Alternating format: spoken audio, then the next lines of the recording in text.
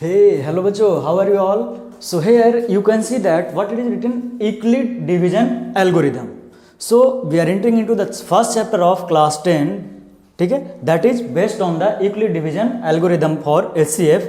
But before going into this, we should know the basics behind the numbers. So the starting is from here. You might be seeing here natural numbers. What do you know by natural number? Natural number का कहने का मतलब कि natural number होता क्या है, ठीक है? तो जैसे नेचर में कुछ भी जब प्रारंभ हुआ होगा तो गिनती शुरू हुआ होगा, तो गिनती कहाँ से किए होंगे वो लोग? एज्यूम हम लोग कर सकते हैं कि नेचर में 1 2 3 से ही प्रारंभ किए होंगे। तो जहाँ से शुरुआत हुआ उसे हमने क्या कहा? नेचर से मिला नंबर समझने के लिए, यानी natural number, the number that starts from 1। फिर दूसरा दिखा है आपको होल नंबर्स। तो होल नंबर्स का क्या हुआ कि 1 2 3 4 तो हम लोग कर दिए हैं। अगर आपको हम कहें कि बताओ लिखो 20 लिख करके दिखाओ तो लिख तो पाइएगा नहीं, अरे जीरो क्या है? तो पूरा करने के लिए, यानी इस नेचुरल नंबर को पूरा करने के लिए जो इंक्लूड हुआ वो क्या हुआ? जीरो। तो जीरो अगर इंक्लूड हो जाए तो वही नेचुरल नंबर किस में आ गया? होल नंबर्स में। यानी होल नंबर हम उसे कहेंगे दैट इंक्लूड्स 0 2, ठीक है? क्लियर है ये? उसी के बाद देखिए आपको दिख रहा होगा इवन नंबर्स। तो अब कुछ ऑब्जर्वेशन किए हम, ठीक है, कि चलो ये दो तो हो गया, अब इसमें क्या है? तो पाए कि कुछ ऐसा भी है कि सिर्फ 2 4 6 से इस तरह से कटता है। तो इन सब नंबर को क्या कहा गया? Even number. ये सिर्फ बेसिक है, हल्का सा बता रहे हैं। Odd numbers 1 3 5 7। इंटीजर्स। अब और ऑब्जर्वेशन बढ़ाए, अब कहे हमारे पास कुछ बढ़ रहा है तो कुछ घटेगा भी, तो कुछ घटना भी चाहिए।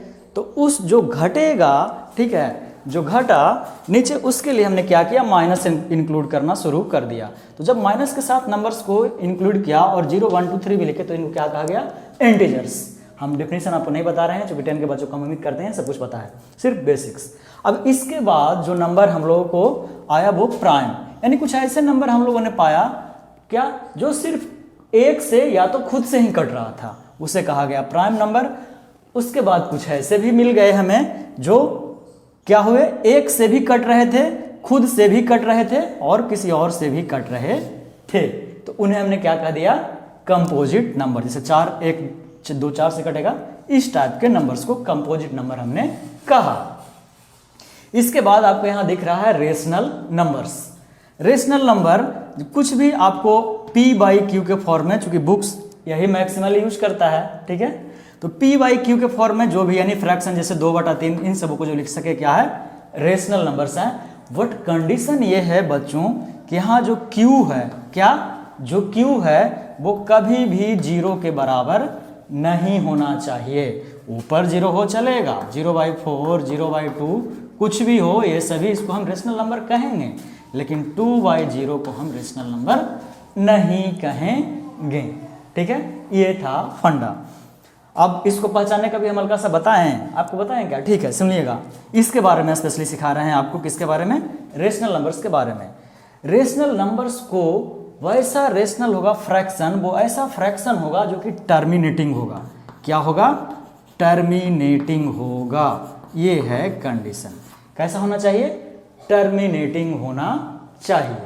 जैसे कि क्या लिखते हो? बताओ कोई भी जो कि टर्मिनेट कर जाए, कोई ऐसा फ्रैक्शन जो जिसको काटे जो कट जाए, ठीक है? जैसे क्या लिख सकते हैं? 10/2। कहेगा सर ये तो डायरेक्टली 5 टाइम कट गया, यहाँ पॉइंट का झंझट ही कहाँ रहा, ठीक है? कहिएगा ना, ऑब्वियसली कहिएगा। तब आइए 25/2, ठीक है, 25/2। जब इसको डिवाइड कीजिएगा तो आपको आएगा 12.50, यानी क्या हो गया? टर्मिनेट हो गया। तो यही पता करने का है रेशनल नंबर। सीधा सीधे कि जो भी आपको दिया जाएगा उससे पता करना है क्या? सीधा उसको डिवाइड कर दीजिए। अगर वो टर्मिनेट हो गया, यानी पूरी तरह से फ्रैक्शन पॉइंट के बाद कहीं पे जाके कट गया, उसको बोलते हैं रेशनल नंबर, ठीक है? इरेशनल, बहुत सारे नंबर्स जो कि टर्मिनेटिंग ना हो, एक दूसरे का उल्टा, रेशनल का उल्टा। यानी क्या कह सकते हैं इसको? जैसे √3, ठीक है, √3 √5, ये सब क्या है? इरेशनल नंबर्स हैं। रियल नंबर्स, ठीक है। अब जो हमें पढ़ना है आपको क्लास 10 में, वो रियल नंबर्स के बारे में ही तो जानना है, ठीक। तो सारे ये सारे के सारे आपको क्या है? रियल नंबर्स हैं। जितना भी आपने पढ़ा, natural number, whole number, even number, odd, integers, prime, composite numbers, ये सारे के सारे क्या हैं?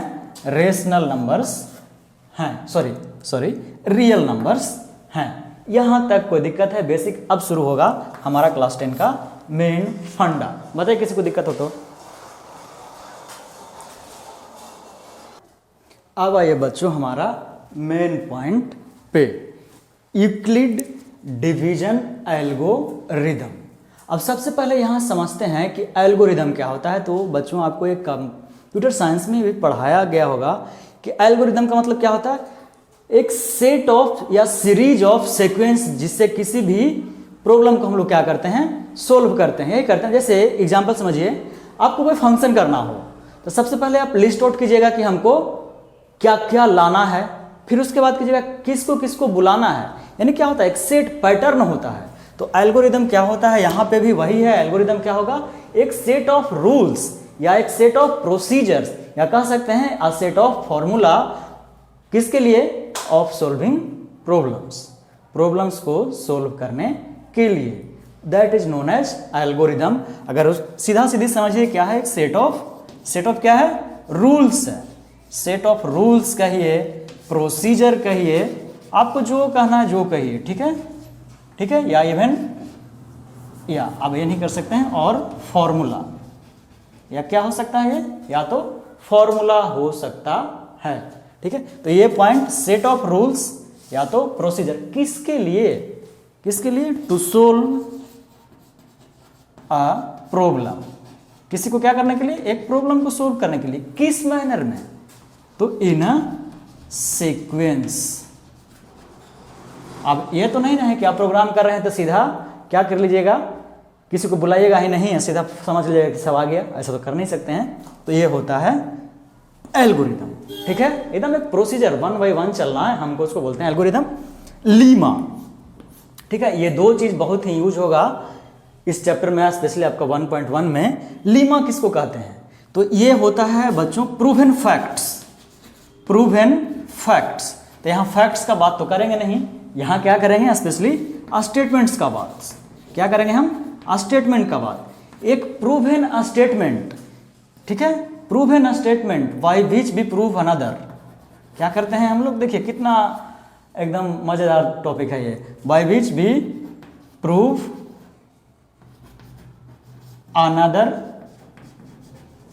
अनदर क्या? स्टेटमेंट, अनदर स्टेटमेंट, है ना। जैसे सिंपल सा है, कैसे समझेंगे जनरल लाइफ में? क्या सबसे सीधा एग्जाम्पल है बच्चों, sun rises in the east. अब ये हमको कहा कि सन कहाँ उगता है? पूरब में उगता है। तब पृथ्वी घूमती है गोलाकार चक्कर में, तो हम लोग ऑटोमेटिकली ये कह सकते हैं, कहते भी हैं कि sun sets in the west. तो क्या एक प्रूवन फैक्ट है, दूसरा हमने उसे प्रूव कर दिया। That is known as lemma. इसको क्या बोलते हैं? लीमा बोलते हैं। ये बहुत ही इंपॉर्टेंट था, एल्गोरिदम और लीमा। अब आई थिंक आपको क्लियर होगा, you must be clear now. ठीक है, बहुत ही छोटा सा पॉइंट है। ठीक है, तो इसी के सहायता से आपको कुछ प्रॉब्लम्स, यानी स्पेशली क्या लिखा हुआ है वहां? एचसीएफ के लिए। तो एचसीएफ निकालना सीखना है। सिखाएं, अब एग्जाम्पल लेकर कहीं आपको सिखाते हैं। ठीक है, ठीक है बच्चों, देखिएगा कोई एक एग्जाम्पल ले रहे हैं आपके लिए। जैसे आपका बुक का पहला ही क्वेश्चन, ठीक है, आपके बुक का पहला ही क्वेश्चन है। ठीक है, क्या है?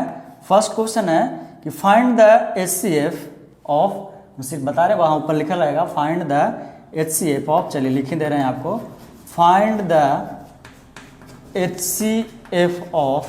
तो नंबर 1 दिया है आपका 135 एंड, इसको एंड पढ़ते हैं। ठीक है, 135 आपको एंड लिख देते हैं, 135 एंड 225। ये है आपका क्वेश्चन नंबर 1। तो सबसे पहले 1 पे ही चलते हैं। तो क्या एल्गोरिदम, यानी हमको क्या करना है? स्टेप बाय स्टेप चलना है। तो यूक्लिड साहब क्या थे? स्पेशली एक ग्रीक क्या थे? ये मैथमेटिशियन थे। ठीक है, तो इन्होंने क्या कहा कि सबसे पहले बड़ा नंबर को देखो। किसको देखो? बड़ा नंबर को देखो। जो भी बिगेस्ट नंबर होगा, ठीक है, उसको क्या करो? उसको डिवाइड करो छोटे वाले नंबर से क्या करो, छोटे वाले नंबर से डिवाइड करो, ये ऐसा अनुपात। तो 1 टाइम कटेगा ये 135। अब यहाँ रेस्ट कितना आएगा, ठीक है, ऑब्वियसली कितना आएगा, अब डिवाइड कीजिए, ये 90 आएगा, आएगा आएगा। अब फिर उन्होंने कहा कि जो यहाँ पे आया, ठीक है, जो रिमाइंडर बचा उसको यहाँ डिविजर में उस करो, डिविजर को डिवाइड करो उस रिमाइंडर से। फिर से 1 टाइम, या क्या आ जाएगा 45। फिर नहीं गया तो यानी स्टेप क्या था, तो फिर अब कहे क्या कि 90 को यहाँ लाओ। अब फिर देखो कटता है कि नहीं, तो यहाँ पे कट जाएगा। तो जहाँ पे यहाँ पे कट गया, ठीक है, तो पूरी तरह कट गया, जिसने काटा, तो किसने काटा, इस 45 में। So this will be the answer of this question. क्या होगा इसका आंसर, एचसीएफ क्या होगा इसका, 45। ये था इनका कहना, जिसको इसी में आप लोग किस फॉर्म में लिखते हैं, जहां तक अगर याद हो तो आप क्या मान लेते हैं ना, जैसे इसको मान लेते हैं ए, ठीक है, इसको मान लेते हैं ए, इसको मान लेते हैं बी, ए बी, ऐसे ही मान करके, सॉरी, अब अगर एनसीईआरटी का बात किया जाए तो इसको ए नहीं मान करके इसको क्या माना है, वो बी माना है। आप कुछ भी मान सकते हैं, ठीक है, इसको ए माना है।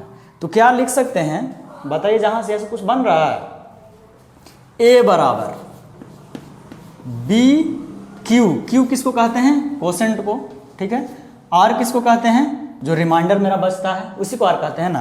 तो बी क्यू प्लस आर, इस रूप में आपको एनसीईआरटी में लिखा हुआ मिल जाएगा। ए बराबर, चूंकि पता कर सकते हैं, ठीक है, ये डिविडेंड है, डिविडेंड को हम बी क्यू, बी यानी कि डिविजर, क्यू कोसेंट और आर को ऐड कर दें तो वो नंबर हमारा आ जाता है। तो यही सिंपल सा स्टेप जो है कि आपको क्या करना है इस क्वेश्चंस में, यानी इस बुक में आपको चैप्टर 1.1 में पहला जो क्वेश्चन है 1.1 का, उसमें ये फॉलो करना है। कितना आसान क्वेश्चन है ना, क्या कुछ टफ है इसमें, क्या कुछ भी टफ नहीं है बच्चों, एकदम आसानी से आप निकाल सकते हैं इसको। अब दूसरा क्वेश्चन आपका ये है, देखिए दूसरा क्वेश्चन आपका देख रहे हैं, बता रहे हैं, आपका दूसरा आई थिंक है 196 और 38220, हाँ 196 एंड 38220, ये है आपका दूसरा क्वेश्चन। ये बनेगा नहीं आपसे, कितना आसान क्वेश्चन है, बनेगा ना, बना के या इसको भी बना दें, क्या जरूरत नहीं है टाइम पास करने का, समय बर्बाद करने की जरूरत नहीं है ना। क्या करना है उनके अनुसार, इसको आप सबसे पहले लिखिएगा और इसको 198 से डिवाइड करते चल जाइएगा, जितना बार में जा करके लास्ट में कुछ आएगा, फिर आएगा, फिर आएगा, आपको निकालना है। आपके लिए ये रहा आज का होमवर्क, ये आपको करना है, इसको हम कल फिर बताएंगे, क्योंकि बहुत आसान है ना, आप कर सकते हैं। कमेंट में इसका आंसर आपको बताना है आपको, ठीक है।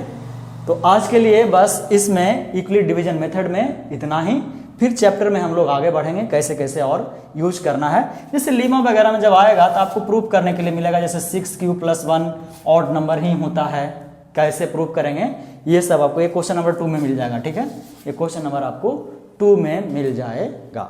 सो आज के लिए बस इतना ही। अगले कैसे लीमा का यूज करेंगे, जो आपका लीमा बोले थे ना, कैसे लीमा का यूज करेंगे वो अगले क्लास में आपको सिखाते हैं। अगर लेक्चर पसंद आया तो लाइक शेयर करिए, अपने दोस्तों को बताइए कि सर पढ़ाते हैं। अभी तो स्टार्ट था, अभी और मज़ेदार सेशन आगे आपको मिलेगा। तो तब तक के लिए टेक केयर, बाय बाय, जय हिंद, जय भारत।